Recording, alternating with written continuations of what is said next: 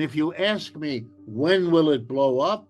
I can't answer that question, because that's a question really of, when does capitalism run out of its mechanisms to stay in power?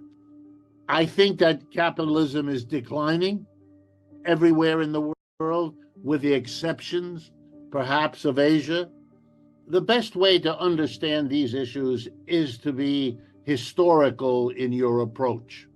And the history of capitalism should be understood as the history of movement, of change, of relocation of capitalist industry, because that has been the reality from the beginning. If we date the origin of modern capitalism in England in the 17th and 18th century, then obviously we know the story of relocation, because England is now empty of most capitalist industry. It has left England and moved elsewhere.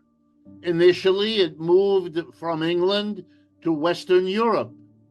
From Western Europe, it moved to the United States, to North America. It moved to Japan. And eventually it moved everywhere, in the sense of colonialism and imperialism. That were the last 4 or 5 centuries have been basically the story of capitalism spreading, relocating. And I particularly want to focus on the center, the dynamic center of capitalism.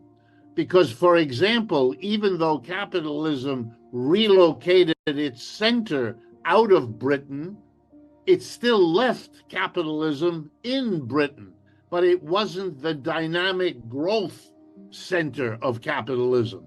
That has not been British for over a century at this point. We know where the center of capitalism went, because we know that the British Empire declined in the 19th and 20th century, and the American Empire rose, particularly in the 20th century, and it became the dominant, explosive growth center. And by that I mean where GDP grows quickly, where huge numbers of people leave agriculture and move from rural to urban, move from farm work to industrial work. We can see where the dynamic center of capitalism has relocated.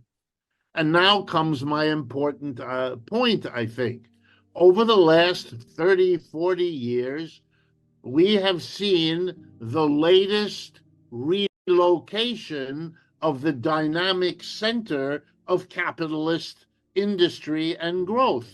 It has left Western Europe, it has left North America, and it has left Japan.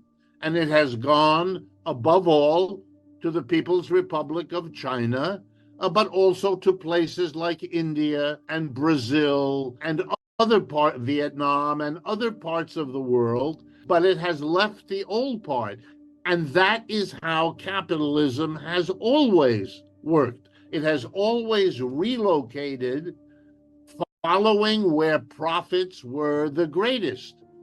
And so, for example, here in the United States, many companies, many of our largest corporations over the last 40 years grew their enterprises in China or in India or in Brazil or in Vietnam. Wages were lower, India, China, and Brazil, and the economic market was growing faster than in Europe, North America, and Japan. And we are seeing the consequences for those that are able to see it, who are able to admit it, who are not blinded by their own ideology.